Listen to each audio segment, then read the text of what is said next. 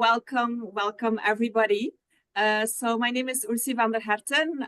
Most of you already know me. I'm part of the admissions team at Esade, and I'm responsible for recruiting talent for our master programs, full-time MBA and executive MBA.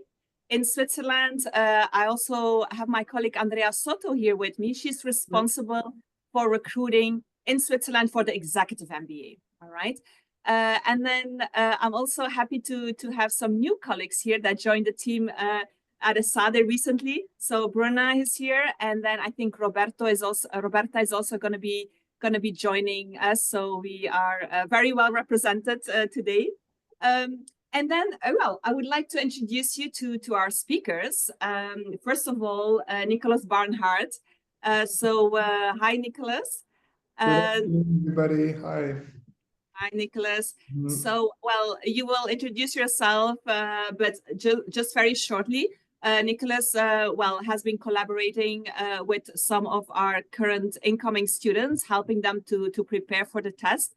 And not only with our students, of course, Nicholas is working worldwide. So you've been collaborating with other schools. So as founder of the GMATZurich, I mean, I think your input and your experience, your recommendations are going to be very helpful for candidates that are attending today. Then Andrea Sala, hi, how are you? Hi, good afternoon. So all of you, Andrea is founder of the CU at University. She's also the president of our alumni chapter, of our Zurich alumni chapter. And then, of course, also alumna of Esade. Then Tiago Stämpfli. Hi, Tiago. Hey there. Hi, thanks for joining. So Tiago studied the full-time MBA at Esade and graduated in 2018. He is COO of One Doc, and he's based in Zurich. And then, well, Gian, which is our newest Esade family member, right? Gian was recently admitted to the Master in Finance and also for the CEMS program. And he's currently working at Aquis Capital as an investment analyst. And both Tiago and Gian have been working with Nicholas. So we're also looking forward to hearing your experience. What I would like to do, maybe if you in the chat, if you could briefly let me know what programs you are interested in, because I would like to give like a brief introduction on the Esade programs. And I would like to skip those programs in case we don't have interest for them. So we go a little bit quicker and we go directly to the application part. So I'm going to be starting for now to tell you a bit more about Esade. Now, Esade, for those of you that are not familiar, has 3 business units, and the Masters, the full-time MBA and the executive MBA are part of the business school. Esade has a triple accreditation, and then we're also working with a large number of partners worldwide. And those partnerships go from electives from some programs to study tours, and then also exchange programs like we have in the full-time MBA program. Esade values. First of all, we are focusing very much on collaboration, teamwork. All our programs are very practical, so we have a hands-on experience. Our professors are business practitioners, so they come with their network of companies they are working with, their own companies, so that our students really have this practical approach in all the programs that we're offering. And then the customization. So you'll also see that in all our programs, there are different ways to customize your learning experience, which could be through electives, to study tours, to study tracks, exchange programs, and so on. And then, of course, I mean, those of you that have studied a little bit more about Esade, that have gone through the different programs, you will see that Esade gives a lot of importance to the common good, and then also for helping to build a more sustainable society. Barcelona, I think all of you know Barcelona. I'm sure all of you have been here. Barcelona is growing very rapidly as an innovation hub. Every year, more and more startups are coming to Barcelona. Also, it is becoming easier for entrepreneurs to come and to set up their business. There's also, for example, an entrepreneurship visa, which makes it possible for non-Europeans to come to the city. So a lot is happening. A lot of international fairs like the World Mobile Congress is taking place every year in Barcelona. So there's much more, I mean, professionally wise, besides that, of course, the beaches, the very vibrant city, and the food, of course. Now, a little bit more about the rankings. I'm also sure that most of you checked out the rankings. You can see here regarding the master programs, our international management program is ranked 8 in the Financial Times, and then our recent ranking for the full-time MBA. We are currently the 8th worldwide, following the Financial Times. And then Esade has a focus on entrepreneurship, innovation, and that you will also see in some of the rankings where we've been positioned first for entrepreneurship. Our programs, I'm just quickly going to see, I think most of you are masters. Okay, so then I'm going to go very quickly through the MBA and through the Executive MBA. Our master programs, we are offering 6 master programs, and then of course our CEMS program. We have business analytics, finance, innovation, entrepreneurship, international management, marketing management, and sustainability. All our programs have the same structure. So it's a 1-year program. We start in September, we finish classes in June, and then our students have the opportunity to do a 3-month internship with graduation in October. For those of you that don't have a business background, doing one of our programs, except the Master in Finance, you will be asked to do a business integration path, which is taking place in July and in August, online. And then for those of you that are choosing finance that don't have a finance background, you will be asked to do the finance pre-program. Then there are 3 terms. And in between term 1 and 2, our students have the opportunity to do a study tour. And then, of course, when we come to the last term, there's a way to customize the program through electives, with then afterwards the option to do your internship. A very international, global exposure that you will have during the program. We have, as I said, the different study tours, and here you can see each program as 1, 2, or 3 study tours that you have the priority to choose the study tour of your program, but then you can also choose a study tour of one of the other programs. So there's a lot of destinations. We are partnering with different schools, with our partner schools in the different cities. Now, Nicholas told me that he has been receiving a lot of requests and questions regarding the CEMS program. So I wanted to tell you just a little bit more about CEMS. So Esade is part of the CEMS Association. There are currently 34 schools, and Esade is the only school in Spain that is part of the CEMS Association. So what is happening in the CEMS program, and you can see here, so that when you've chosen to do the CEMS program, of course, you have to apply with your first program because the decisions, the seats are being granted together with the selection for your first program. So in the CEMS program, there's going to be 3 terms. There's going to be 1 term that you're going to be studying in Esade. That could be the first or the second. And then another term that you will be at one of the 33 partner schools that you can choose out of, with then a global internship in the last term. Now, how, and this is a question that we receive very frequently, so how are the destinations allocated? So there are 3 things that we take into account. Of course, the students are going to make their preference list. I always recommend to have a top 3 list. And then, of course, it will depend on the slots that are available. Each school will say every year, okay, look, this year we have 3, 4, 5, or 6 seats available. And then, of course, we will take into account the grades that you will have during, from the first term of your master at Esade. All right, how does our cohort looks like? This is this year's cohort. So we have every year about 580 students, 72 nationalities, so very diverse nationality-wise, but then also background-wise. It is true that there's a majority with business and management background, but then we also have students from economics, social sciences, engineering, law, and so on. Full-time MBA, I'm going to go very fast. The very good news here is that the Esade MBA was ranked 8 worldwide. We're very proud of that.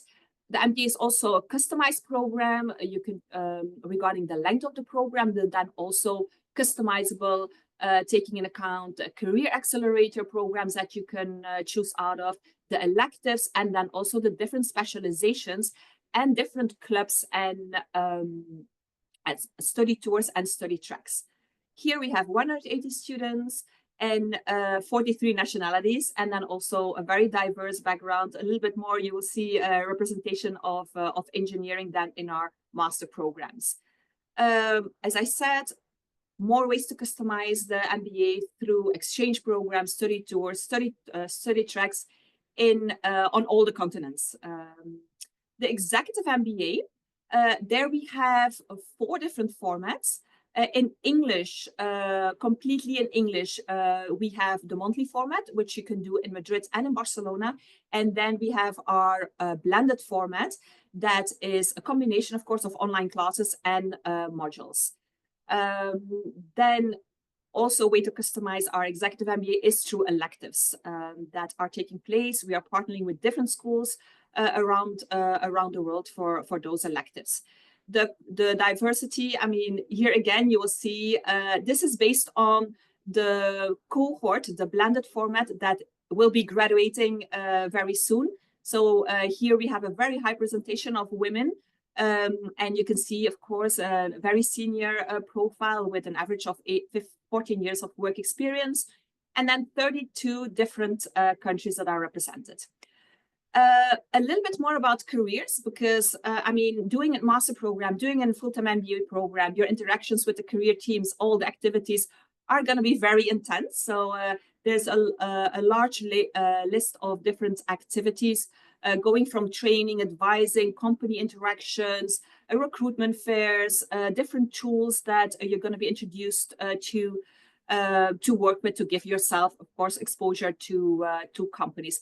For the Executive MBA, for those of you that are looking into a changing company, of course, you're also going to be receiving the help from the career team. It's going to be slightly different, of course, and it's going to be very customized on each of you. We're working with a lot of different companies, different sectors.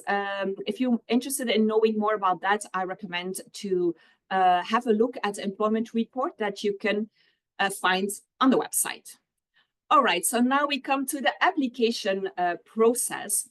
And well, for all our programs, you have to go through this application process. It's very similar for the master programs, for the full-time MBA, for the Executive MBA. Of course, we will ask you to do your online application. We will ask you to upload additional documents. Regarding the recommendation letters for the Executive MBA, we ask only 1 recommendation letter or a company support letter, and then for the master programs, we do ask for 2 recommendation letters, which could be an academic and a professional if you have internship experience. If not, 2 academic letters is also fine. We, of course, ask you to provide us with your bachelor degree, your transcript, your English fluency. So if you have studied in English, obviously, we're not going to be asking you for an English test. If that's not the case, you can submit one of the certificates, English certificates, or you can also do the English test that we are offering together with our Esade test. Now, if you're applying for the CEMS program, we do need an official certificate, and the Esade English test will not be accepted, right? And then regarding the admissions test, here you have the choice. You can do the GMAT, the GRE, you can do the Esade test, and then for the Executive MBA, you also have the option to do the Executive Assessment test. Then, of course, the essays, you will see that in your application. There's going to be some questions, which altogether will be what we call your essay. Now, once you have submitted all those documents, you will be asked to pay an application fee. And then for those of you that want to do the Esade test, once you submit your application, you can book your Esade test. The Esade test is free of charge. If you want to go ahead and you say, look, I'm still missing a recommendation letter, but I want to go ahead and I want to book my test, then you can submit and then provide the missing documents later on. Of course, we won't be able to present your application to the committee unless it is complete with all the documents and with the test result. Regarding the work experience for the master programs, we don't require work experience. Of course, if you have internship experience, that will add a lot of value to your profile. For the full-time MBA, a minimum of 2 years of work experience. For the executive MBA, 4 years. But if we look at the profile that we have in class for the full-time MBA, you will see that the average work experience is 6 years. And then for the executive MBA, 14 years, 12 years, 14 years. Now, how can you make your application shine? And this, well, you can make that happen through different through your essays, through your CV that you will be required to send to us, through, of course, through your recommenders that will recommend you in the recommendation letters, through your test, and then also during the interview that you will be doing with an associate director of your region. Now here I just put together some tips. I hope you can read them. In any case, I'm gonna go through them. First of all, regarding the essays. So as I said, in the application, you will see that there are different questions. I would say be short, relevant, but make sure that you have at least 1.5 to 2 pages, all the questions together. Then I would say avoid generic statements. Let us show that you have done your research, that you know what is Esade, what are our values, what are the programs, what are all the options that you can take advantage of to customize your program.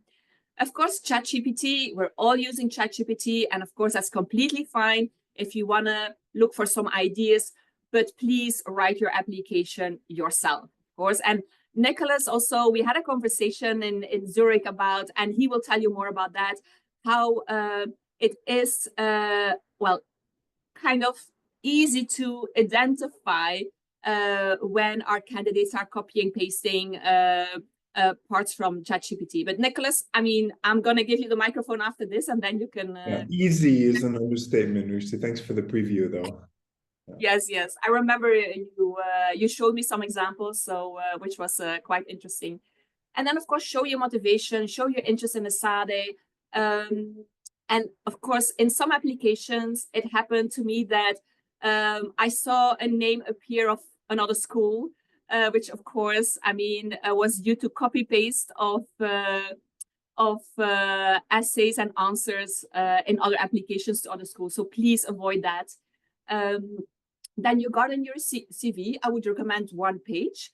Of course, well, for example, our executive MBA, full-time MBA students, you might have, well, a large experience. So, but don't make it longer than 2 pages. Make it also visual so that it's easy for us, because we are receiving a lot of CVs. We have to go through a lot of information. So it will make it easier for us associate directors to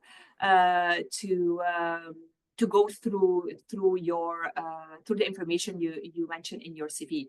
A picture is always nice because, again, we speak to a lot of candidates, and then it's also easier for us to remember you.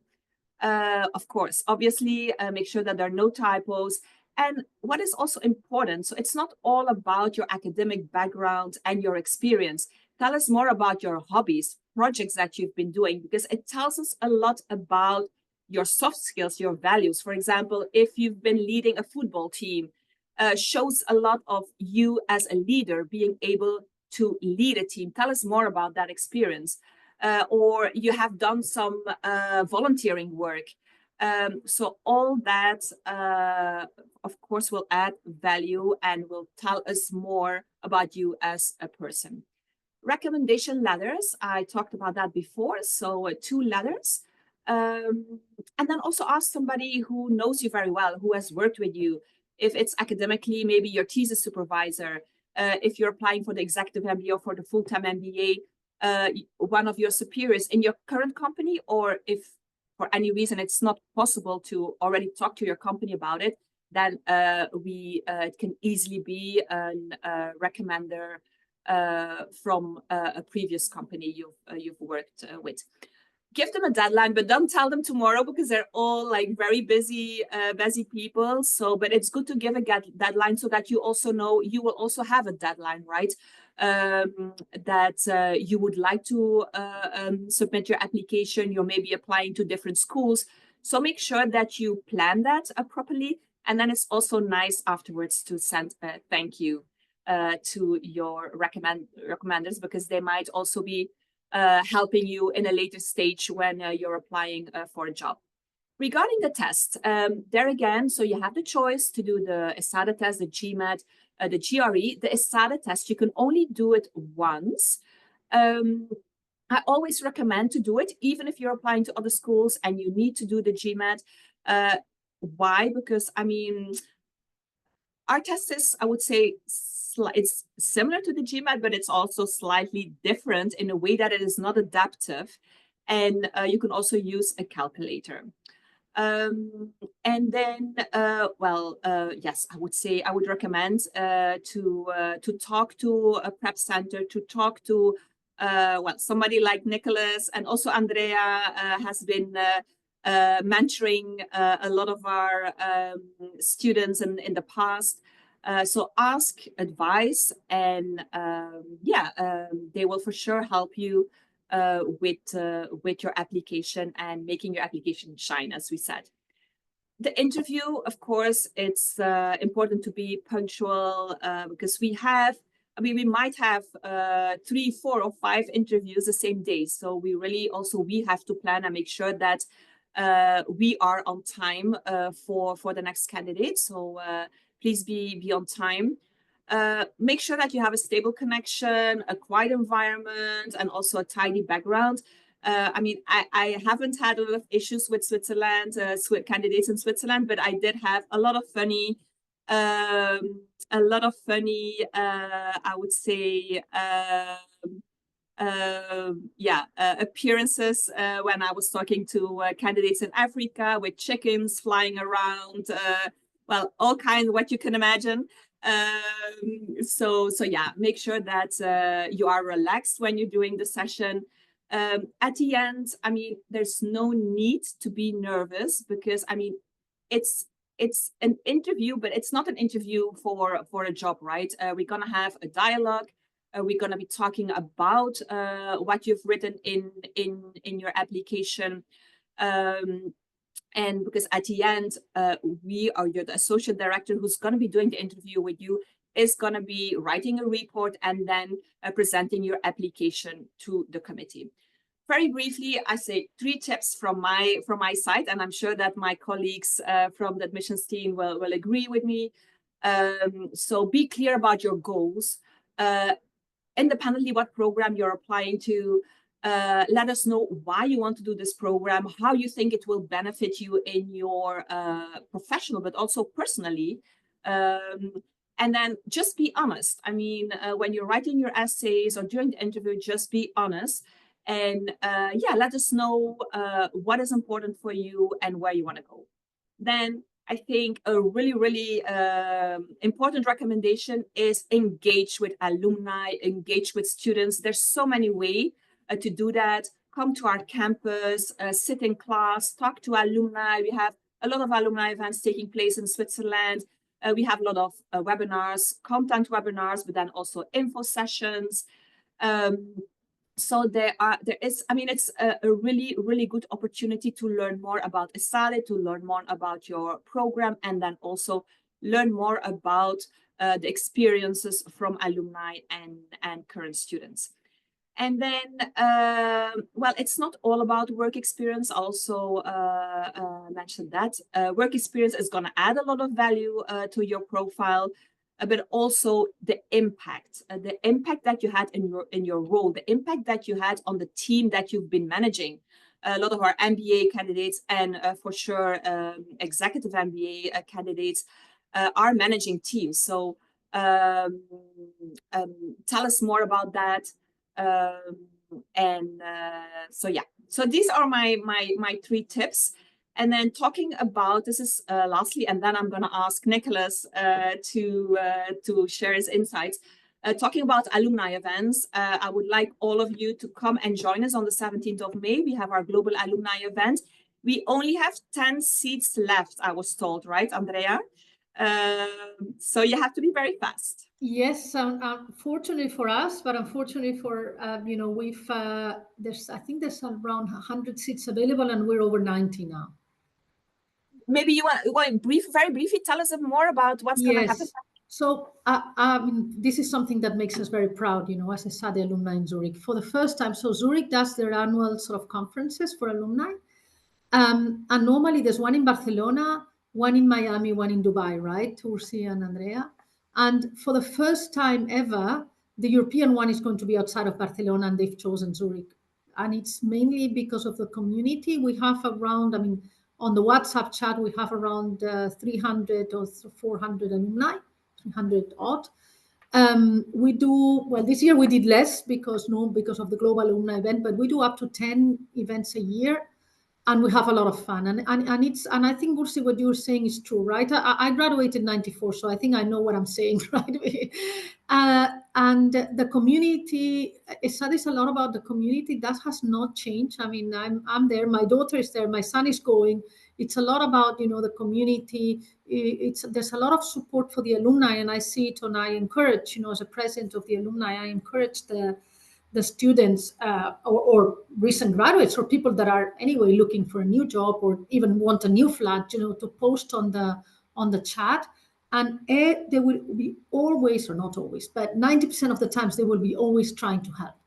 Either, I need an internship, or, I want or I've seen this position. Can anyone help me to connect with, there's always, or, I'm landing a flat, or, my girlfriend is looking for a job.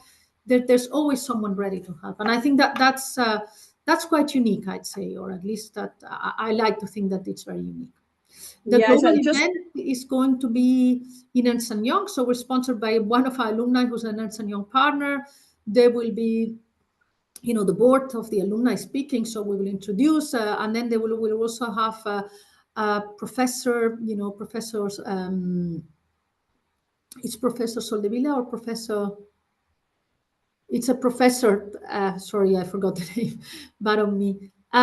It's a professor, one of the top professors, and he's also part of the Esade sort of management board, and giving a master class. And we also will have an alumni who's Jose Marcilla. He's the president of, he's a regional president of Latin America and Canada for Novartis. Yes, and Andrea, what you just said about alumni and jobs, I mean, right today, right, we have one of our Swiss recently graduated MBA students last Friday. She just wrote a message in the alumni group, oh, I'm looking for an internship. And 2 seconds later, there was one of the alumni saying, oh, we are looking for interns, giving them... Yes, and there's things that you haven't seen. There's some lady that I do with a lot of mentorship, and there's a lady that is looking, and then she reached out asking for a specific job in a specific bank, and someone reached out to her. So, there's a lot of things going behind the scenes, and I think that makes it very unique, right?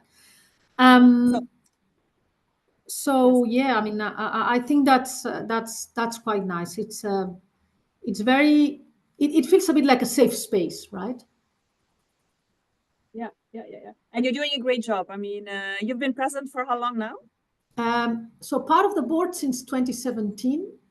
And to be honest, the reason I joined is because I lost my job and I needed to do something. And then I found my passion, right? And I found that we, at the beginning, we had one guy turning up for a beer, and now we sell all the events, right? And president is going to be 3 years until they kick me out or someone wants to take over, right? All right, Andrea, thanks for sharing this. I'm going to stop sharing my screen because I think Nicholas also has, I don't know if you're going to be using a presentation, Nicholas, or just, yeah. Oh, yeah. Yeah, muted again. Yeah, I mean, honestly, I don't want to make a long thing about this because I've had my students do the talking. So at least if people have any specific questions, they can put it in the chat and I can just handle those. But of course, Esade, the TAE, we're specialists. I've backsolved that and created like a training program through that. And so Gian, who's on this call, he's done that successfully. We kind of predicted what the material would be. He could say more about the experience there. In terms of GMAT, this is from somebody who just took it, who scored in the 93rd percentile. And of course, it's you have a lot of options in this case. And what we did is he took a mock early on, and then that gave us a baseline with weaknesses. And by the way, he wrote this and I didn't, so I'm just sort of reading it and making sure I agree. He said he kept an error log, so he had an idea of what he was good at and what he wasn't. He did the mock, so I have included in the training that I do. There's 15 mocks now that we use, so we have like a little better benchmark than from when Tiago did the course. We've adapted this integrated thing.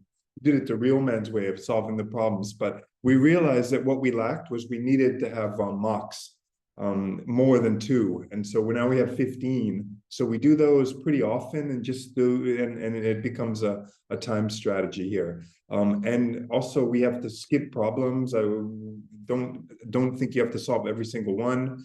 And the point about the software, skip and time management. So obviously it's pretty soon a peak performance discussion and a time test. And okay, official material. So a lot of people just look on the internet and they just fish off whatever, YouTube. It can be heaven or it can be hell. We stick close to the source, use the official material. We use the GMAT club, but we used to look up the solutions from the official material. And don't only practice hard questions. So do a little mix of hard, easy, medium in real time here. Maybe one more quick one, because we had a lot of inquiries about the score. So since the focus took effect last year, the scoring is a little bit different. So if the score that is given by the school doesn't end with a 0, they're still thinking in terms of GMAT Classic. Focus scores end with a 5. So I catch a lot of websites. I think, Uzi, I think you guys are good on this, but if it doesn't end with a 0, you lose a little bit of credibility though. Notice here that the score is well, I guess it's easier to show with this slide here. So in the blue is GMAT Classic. The conversion to GMAT Focus ending with the 5 is a little bit lower. So a 700 on the Classic is a 655 on the Focus here. And I mean, Uzi could say better than me, but usually if you probably need to be above a 600 in the Classic or let's say a 565 in the Focus. And probably what they're really looking for isn't percentages. With the ranking they have now, they're going to be looking for, I would say, probably 75th percentile. And that's, I guess, the big difference that's happened. And maybe just one more, if I could here. This is actually from the GMAT. I participate in the days. They've revealed the scoring algorithm. So if anyone wants to do some deep science, you came to the right place. Don't worry, I'm not going to explain that, but the question selection stuff, it's fascinating here. And there's deep science here. Nicholas, I'm so happy I don't have to do that any longer, to be honest with you. It's brain training, though. It keeps you sharp, though. And finally, when you do take the test, this is what it looks like. So you'll have your total score, your quant score, your verbal, and your data insights. And so they count in equal parts.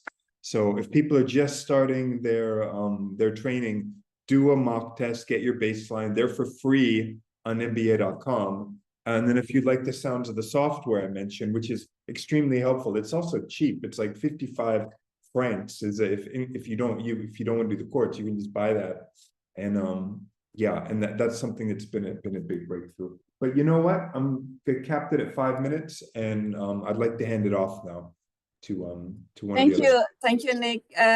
I would like to hear Tiago's and Gian's experience of working with you and preparing for the test. So maybe Tiago, you want to go first and tell us a bit more how you prepared, how Nick helped you, if you had any challenges. I mean, overall your experience with applying to the Esade MBA program. For sure. Thank you, Ursi. No, I agree with Andrea. I'm very happy not to have to do it again. But You no, were good, I think Tiago. Your math, I have to say, you're one of the better math people I've ever worked with. uh, thank you. I take the compliment. But I think that the biggest issue, I think if you come from a Swiss system, as most here probably are coming, the GMAT is very American, the way it's structured, to answer questions, you have a certain time limit. I think just getting up to speed with the structure really, Nicholas really helped just understand that you need to understand it, how the system works, how you should spend your time, which is very not Swiss in a certain sense. I think this is the biggest issue. Not, I think intellectually, I mean, we all passed our schools, so I mean, this is not the hard part. It's really just having the structure, being focused, and having someone which guides you there is helps a ton. I mean, of course, you can always do it alone, obviously, but it definitely helps if you have someone who, like Nicholas, who just knows what to do and can identify your own weaknesses and help you build on that. Yeah. Motivation too. I mean, it's sort of like sparring partner style. So as you say, you can lock yourself in a room and you can get this book, which I recommend. Sorry, I'm on Blur, and you'll probably know what I know after about a month. But you know, if I think it's really just intensifies it, though. Yeah, but good. Gian, okay, you had a very, very good test score. So tell us more about how did you prepare for the test? Yes, well, from my side, I actually didn't take the GMAT. When I took the test for Esade, I took the internal Esade test. That was due to the reason that I was at the time working 100%, and like as you mentioned, Tiago and Nick before, like I think for the GMAT you really need to learn how the system works and put in more time effort for preparing for the tests. So that's why I in the end chose to take the internal Esade test. And actually, there I prepared with a lot of resources. Nick provided me mainly GMAT resources as well, and over time I actually had fun preparing for it because it reminded me a bit on the test you have to take in Switzerland for middle school for a gymnasium. And back then, like I started doing exercises, which I didn't look at for 6 years or so. But back then, I had great pleasure in doing them, and did so again when I prepared for the internal test. But yeah, in the end, I did probably like around 7, 8 hours. Nick called me a bit down, told me, hey, for the internal one, that's not really GMAT. You don't need to go into that much depth compared to the GMAT, so don't invest too much time into that. And actually, in the end, I thought the test would be a bit more difficult, so I was well prepared in the end when I took it. It had 3 components. For each, you had like a certain amount of time. And you were just like able to, of course, you had to look a bit at the time to proper time management, but there was a break between each of those components, and it was very manageable in the end. And I think when you look a bit into the exercises GMAT provides, you won't need to prepare too long, and you will be ready to take the internal one as well. Yeah, I think, I mean, of course, if you work with Nicholas or with any other person that will help you to prep the test, I mean, they can further guide you, right? Because I very often receive a question, how long do I have to study? It's so difficult to say, right? Because I mean, it depends. Do you have quants background? Yes or no? So I always recommend to do the mock tests, right? Because we also have mock tests on our website, and then see what is your level, and then decide based on that how much longer you will study. Yeah, I think the only factor was like when you actually apply for Esade and decide to do the internal test, you don't really know what to expect. So like naturally you set the bar a bit higher in order to be well prepared, even though like in the end, for depending on how you prepare the test, is more or less on a manageable level. And like the resources, like the materials you require to prepare for it, even if I wouldn't have worked together with Nicholas, I think most of that you can find in the internet. It's just like the normal GMAT preparation resources. Yeah, it's true. We see there's an academic answer, by the way. People ask me all the time about how long will it take, and I just started saying 100 hours. Yeah. Now, this is specific to GMAT, and That obviously intimidated me, Nick. yeah, no, well, you start like that, and of course, then I pre-select very smart people, of course, that I work with, and that makes it much less. But that's the academic answer, and that is I have a slide somewhere, but instead of resharing, I'll just let everyone know that it's about 70 hours. It might be worth a look though, because it shows the breakdown, and there's kind of an interesting, yeah, because that's what everybody asks, and so that's what everybody yes, here. So the GMAT actually studied that, and they asked the students, so they don't measure that, it's subjective. But what this shows you is that it's a study test. So after about 60 or 70 hours, there's a significant jump. And at that point, as Tiago said, it has its own logic. And that means you start to think along with the logic, and you stop saying, what's my answer? What's the correct answer? So anyway, so since you mentioned it, that's the academic research behind it. I besides the test, of course, we talked about other ways to make your application shine, right? And I wanted to ask maybe Tiago and Gian, yeah, how was that experience? Did you have any challenges getting the documents, or what about the interview, Gian? How did that go? Yeah, maybe you can tell us a bit more about your experience there. Yeah, sure. Well, for the documents you have to submit when we dive into that first. I think Esade, compared to other schools which I applied for, had a lot of essays to be written.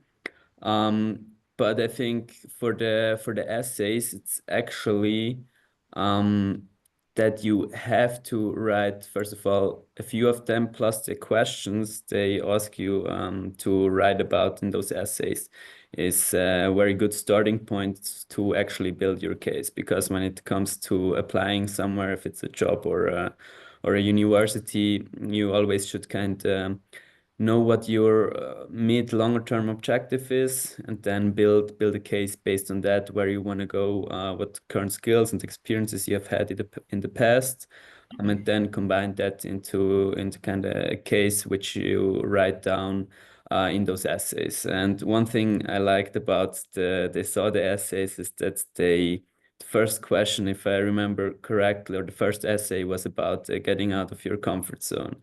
And that's left me with quite an impression, because I think this is a very crucial characteristic which you require when you want to achieve things in life. So there I really could write down so much, because I saw many similarities in my life. And then the subsequent essay topics were then more on the CV, the experience. I mean, I had the pleasure working together with Nick, who gave me a lot of guidance. I think having someone like him who did that with other applicants previously helps, of course, since he knows a bit on what to focus on what not focus on that much. But in the end, I mean, it's your input. You need to write down where you want to go, what your case is. And I think that definitely was the most effort. The other documents which you submit is kind of the CV, the things you mentioned before, Ursi. I think that's manageable from every side. Well, for the reference letters, you have to follow up a few times for your references. I had to do so with one of them, my academic reference, but this was fine in the end as well. I mean, if you have good relationships with people, I think that should be manageable as well. But yeah, well then coming to the interview. I think the tips you had on the slide before, Ursi, were quite valuable. I mean, of course, I was a bit nervous, but ending up having quite a dialogue and not really like one of those interviews or even interrogations, which I had for some especially job applications in the past, made like the atmosphere much more convenient, and you as an applicant can show and ask the questions what you're interested about, what you need to know in order to make a decision. Because like going abroad for a master, like for me in my case it's 2 years, is kind of a more or less major decision. Also, like out of building your CV perspective, it has quite an impact to which school you go.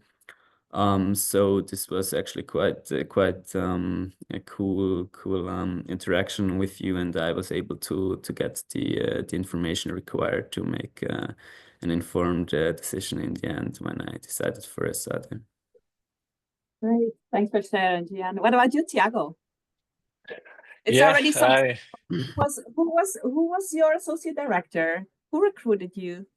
Who did the interview with you? Katrin was Catherine. yeah, from she was German. Yes. Yeah. No, I just had to smile. Yeah, John, I mean, it seems fresh for me. I just looked up my essay now from 2017 when I applied. Different dreams then. But overall, my recommendation is make it personal. I think that one important thing. I mean, don't think too much what they want to hear about you, but do your own story and what you want to think. Looking at my essay, things changed, but at that point, which I wrote it, I believed in that what I wrote. And no.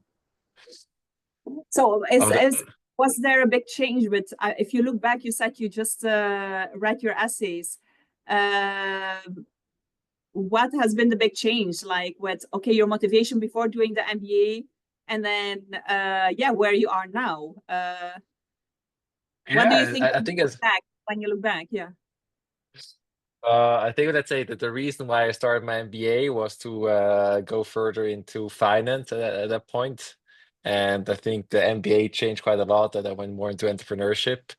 So this process, it's funny now to retrospectively look at it 8 years ago, what I wrote, in a sense, what I aspired to in finance, and then the whole MBA, the exposure I had going out. So I went also to Chicago for an exchange semester, Chicago booth, exactly, and there how the perspective changed. So that's just interesting for me to retrospectively look at. One of the questions in the interview is like, where do you see yourself in short term after the program and long term, right? And of course, I mean, you don't have to have a clear idea, because that's why you're doing the program, right? So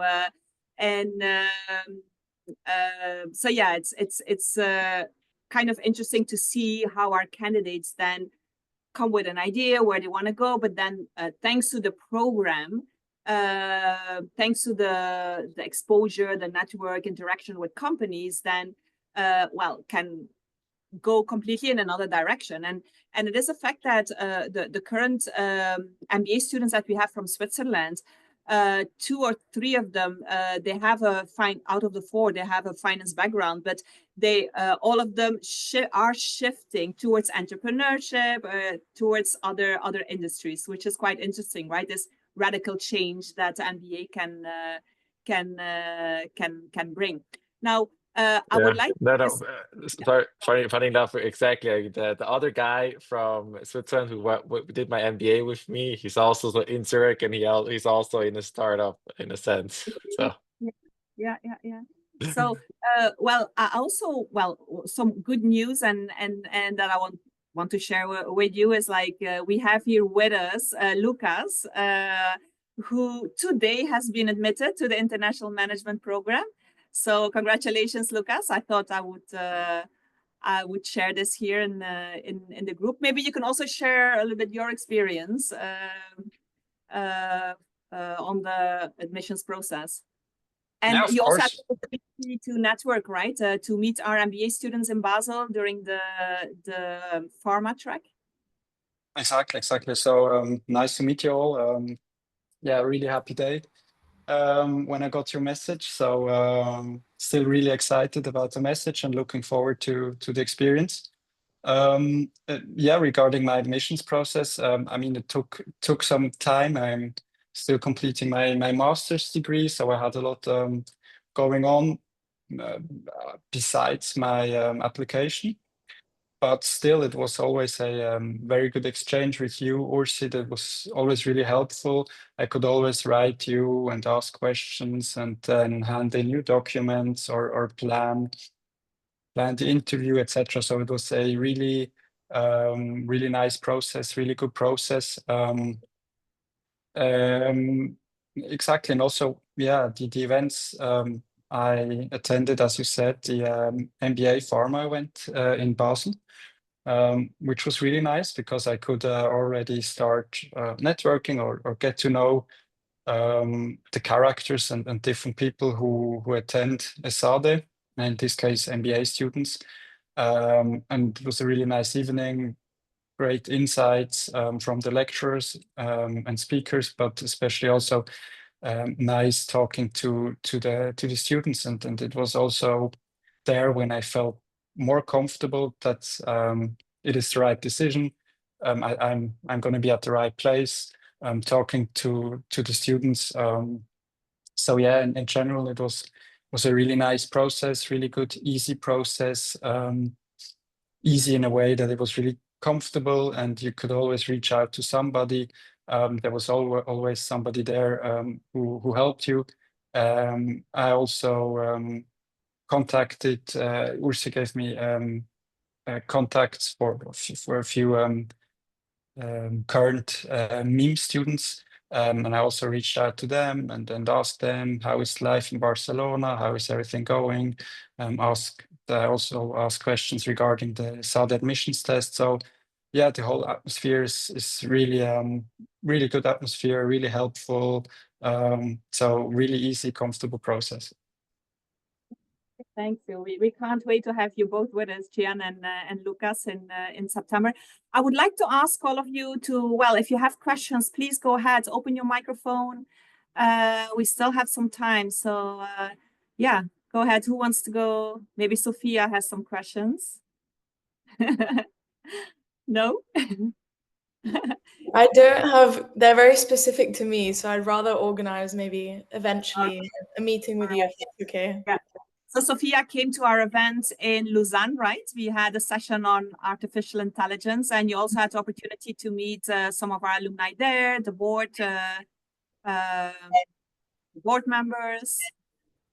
Yeah, no, it was a great event in Geneva. It was just nice meeting the students and hearing their perspectives, and it pretty much convinced me that I really want to go. So I was still a bit on the fence.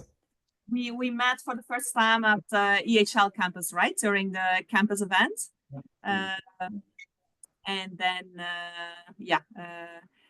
we saw each other again during the alumni event. Any other question?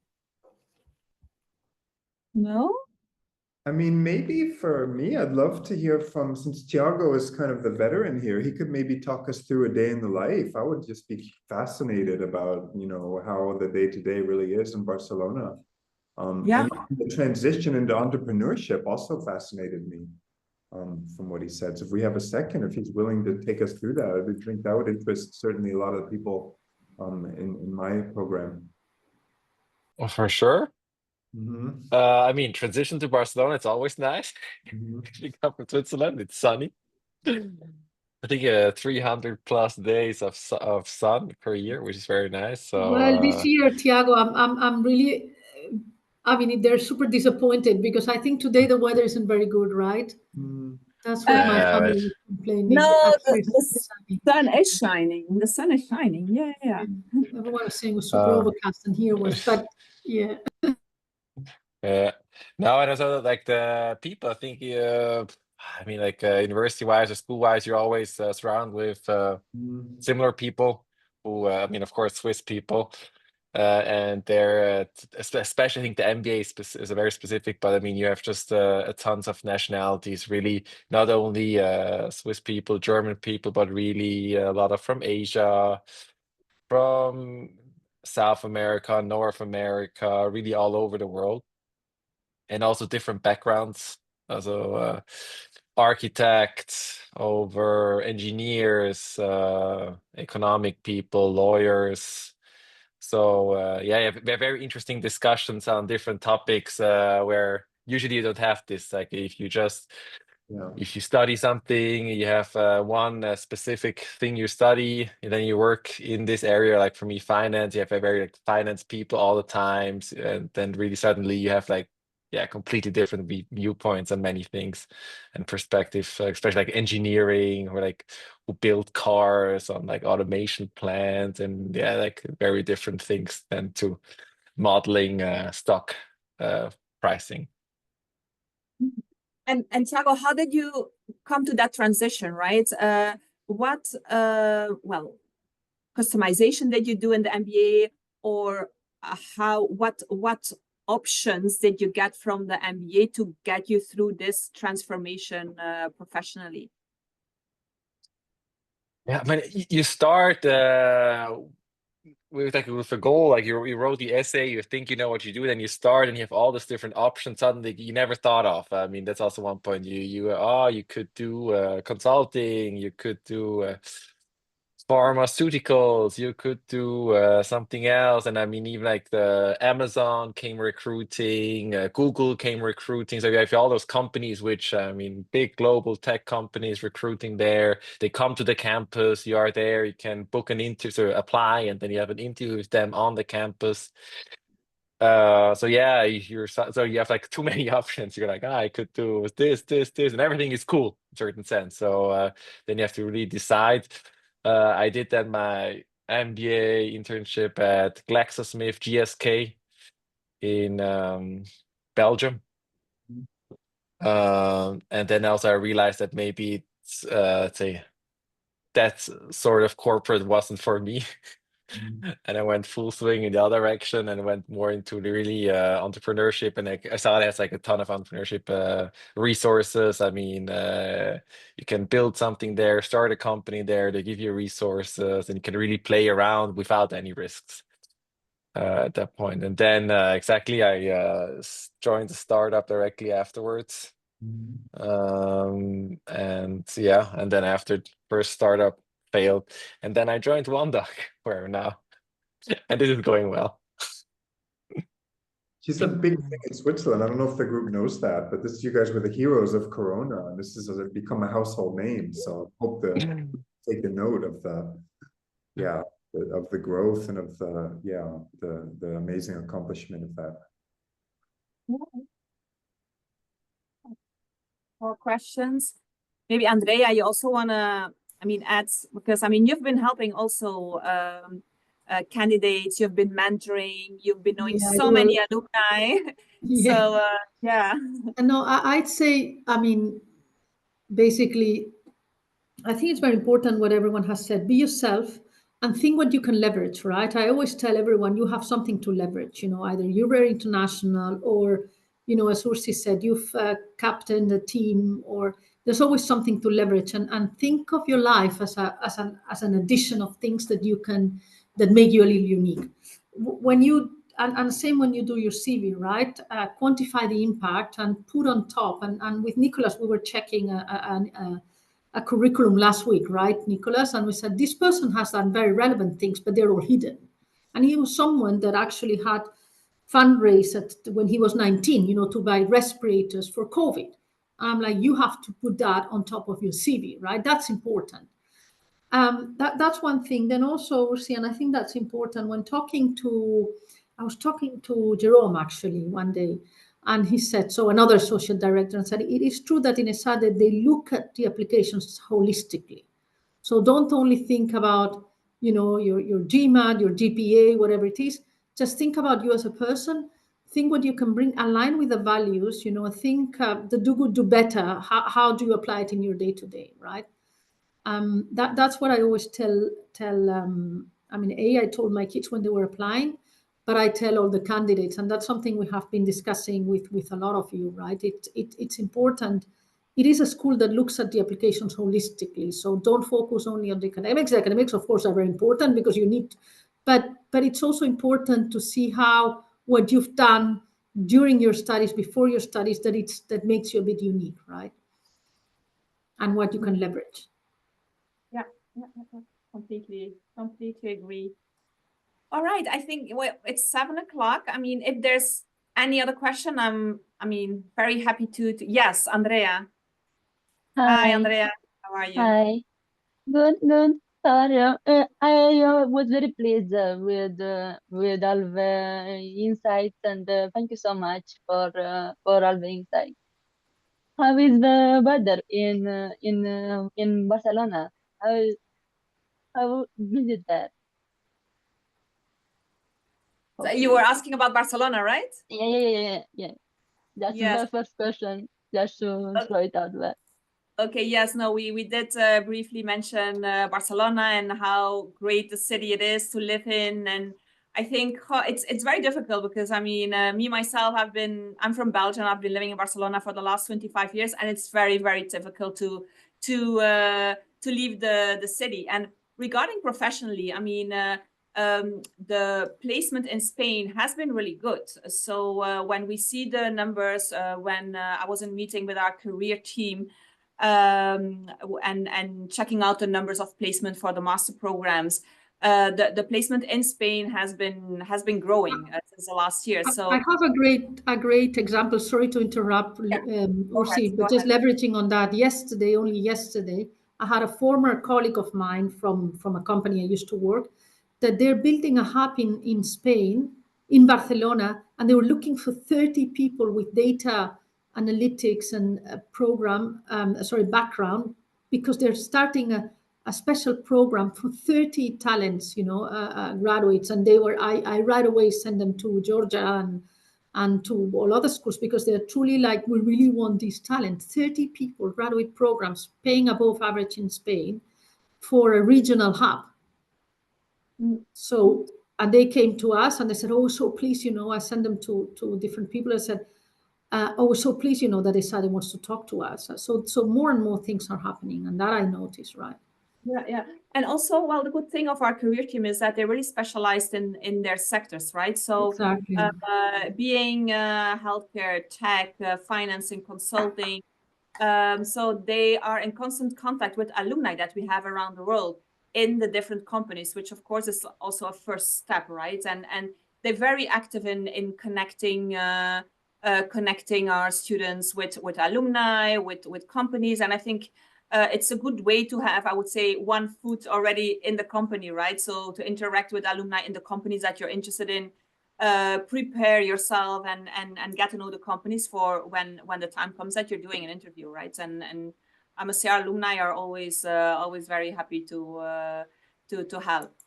So yeah, back to Barcelona. I think it's a really, really good choice for you to do your master. It's gonna fly like nothing 1 year. So yeah, if you have the opportunity, I would say come before, get to know the campus. If you're not familiar with the city, you will have the opportunity to walk around and see what would be the neighborhood you would like to live. And just let me know. I'm very happy to connect you with students, to organize a sit-in class for you.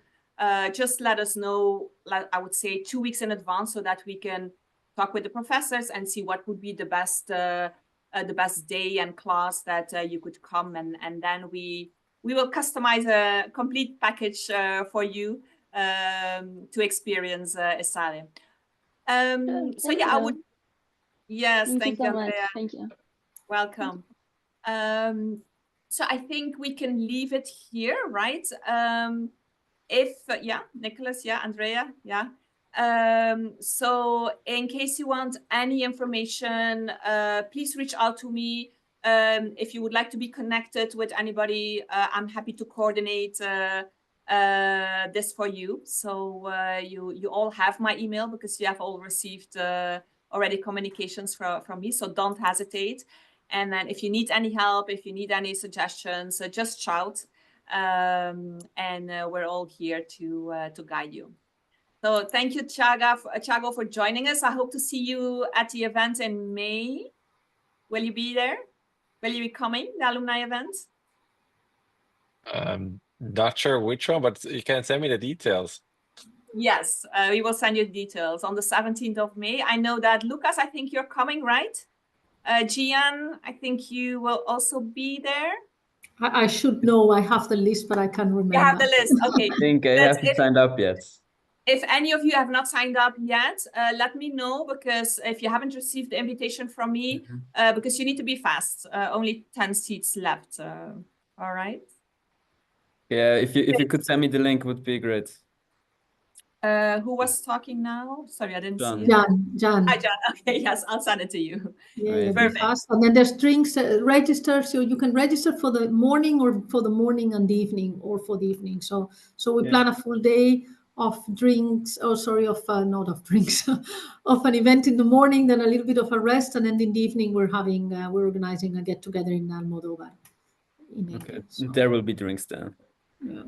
Perfect. All right. Nice seeing you all. I'm looking forward to being in further contact with you, and hopefully see you in person or in Zurich or on campus in September.